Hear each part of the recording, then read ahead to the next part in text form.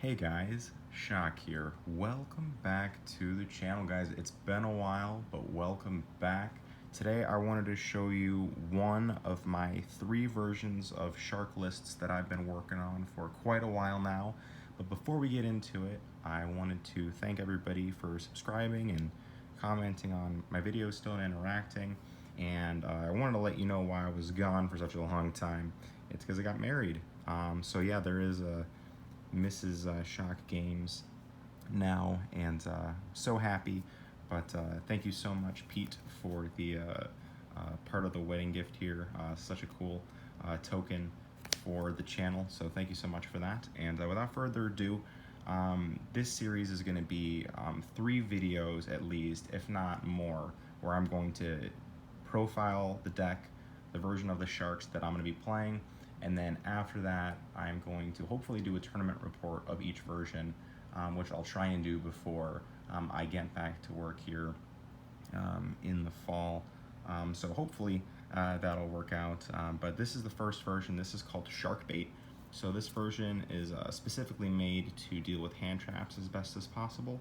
And then there's a version that has really powerful normal summons, and then there's another version that is a combo version. So this one is Shark Bait, so we'll call it Shark Bait, and we'll just go from there. Show you the main deck first, and we'll kind of get into the rest of the deck as we go. So first off is the best card in the deck, of course, which never changes, is the Buzzsaw Shark, of course. Nothing much needs to be said. It's so good at baiting out hand traps, just like the Lifeless Leaf Fish, because one normal summon means that somebody's going to use Ash or Veiler to stop it, and then you can just extend and make a rank 4, or you can even make stronger plays depending on the combo pieces that you have in your hand. Lifeless Leaf Fish actually is a new addition to the normal summon, being even stronger than normal. I've been a huge advocate of this card, but it's even better now because you can send Crystal Shark from deck to grave, which allows you to make a rank 4 numbers XYZ monster, which is really cool. It gets you access to a huge pool of pretty powerful monsters, actually, and it also lets you get access to, of course, the original right-hand shark, which prevents destruction by battle, but that's more of like a combo piece as follow-up rather than as an actual combo piece to use right then and there. So overall, I really like the number 5. I think I wanted to have more consistency putting this to 6, but I think 5 normal summons is the correct number. And then we're playing, for your really powerful extenders, you're playing your 3 Abyss Shark. This card is absolutely insane. The fact that it's essentially a sprite card, but it's not, is really cool. And the problem is that this deck is never going to be as good as Sprite, because Sprite has 6 of these cards and Nitelli, and Sharks has just the Abyss Shark, and then it's got the 3 White Mirror, so I don't think we'll ever be able to keep up with the deck like that, but still fun nonetheless, and I think this deck has some merits to other decks in the meta. Being able to play Abyss Dweller and stuff like that, it's pretty good. Of course, Abyss Shark does have the claws, just like Crystal Shark, to not be able to be used as a rank 4 unless for a number XYZ summon. So Crystal Shark, of course, is level 5 as well as Abyss Shark, so that's one of their effects.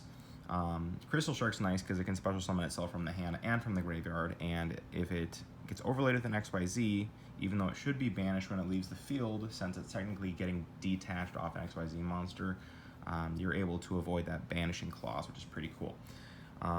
And then the right-hand shark is really nice. If you're able to get both of these into the graveyard, you have free follow-up for next turn. Just summon this from the grave and then summon Crystal Shark back from the grave, and you can make a number XYZ monster like Kragan.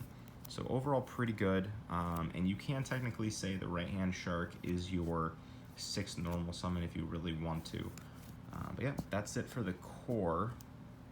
And then you're playing, for the really good extenders, 3 Silent Angler. I'm going to kind of speed through these. 3 Silent Angler and 2 Shathana. We're playing the 2 Shathana because we play the 1 Foolish Burial to go along with it. It just makes sense. And then we're playing the 3 fusion cards. You have to play them, I think. I think they're the best extenders this deck can play. I've gone back and forth with it a lot, but through testing, but overall I think the fusion is the best. And then your spell plus ones. So 3 white mirror. This card is monster born on crack. It usually helps you make another XYZ or get an XYZ plus follow-up, which is really good. And then 2 Pot of Desires, because this deck literally doesn't care if it banishes anything. It's just so good. That's actually it for the core combo piece cards. I believe it's 25, which leaves us 15 cards room in a 40 card list for hand traps and other stuff. So let's get straight into those. First, we're playing Triple Ash. Of course, very common. Triple DD Crow, it's gotten really popular this format. I like it a lot as well. So actually pretty decent against this deck, but we have so many extenders, we should be able to play through most stuff. 3 Effect Veiler, just kind of being conservative at the moment right now with hand traps and like my decision trees. And then 3 Infinite Impermanence. I think these 12 are good. I really wanted to try Ghost Bell because it plays around Gammeters like Ash does. So I was considering I think I had Ghost Bell actually in the list before Veiler. And I really liked it, but overall I think that Veiler is just a little bit more generic. So maybe Ghost Bell in the future, but right now we're gonna stay away from it. But yeah, Ghost Bell is a hand trap I wanted to include, but I couldn't. And then 3 Goes in Match. Able to main deck these actually. I was considering playing Called by the Grave, and I don't have Talents, but I think Talents would be a really good card to put in here, just because, again, you're beating out your opponent's hand traps and then punishing them and trying to play the game. But I like Goes in Match as well, because it's just a win condition. And realistically, if you flip this against Sprite, they actually can't play the game most of the time, which is really cool. Very, very cool, actually. And then what's also nice about Goes in Match is also like a board breaker, too. So like you pair this up with certain combinations of cards, you're actually able to deal with opponents' boards. So Goes in Match is a very, very cool card. Let's get into the side deck so I can kind of explain to you what options we have, and then we can go to the extra deck and I'll show you kind of like the theme of the deck. So the side deck isn't going to change much between these videos. 3 Nib, 3 Gamma, and a Driver. Just more hand traps that are really good. 3 Cosmic, and then since I play the Gamma and the Driver, I decided to play the 2 extra really powerful spell and trap card removal. And then the 3 Solemn Judgments to pair with your Goes in Match, which is absolutely nuts. Pretty simple side deck. Let's get into the extra deck now. So the extra deck is going to consist of, and this hasn't changed a whole lot, but we'll go through it. 2 Buzz Shark, 2 Toad, I'm sorry, Bahamut Shark, pardon me, and 2 Toad. We'll see if Toad gets banned. I'm not really sure what's going to happen with it.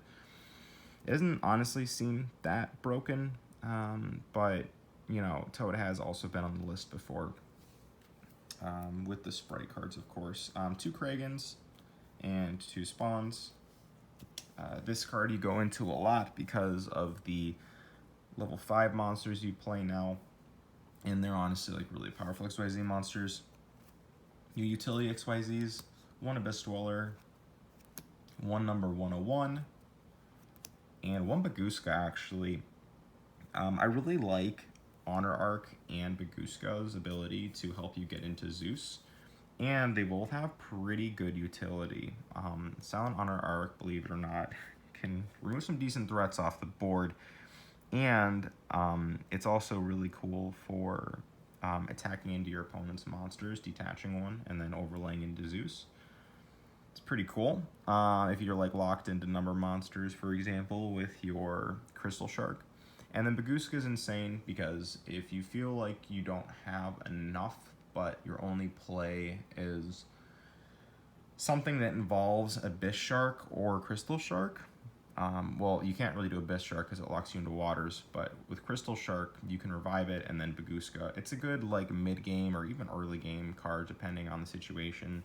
And Abyss Dweller and Baguska sometimes can just beat certain decks, so it's kind of nice to just have them in your deck. And then just the big monsters, for some reason Konami printed that let us stack these on top of our rank 4s.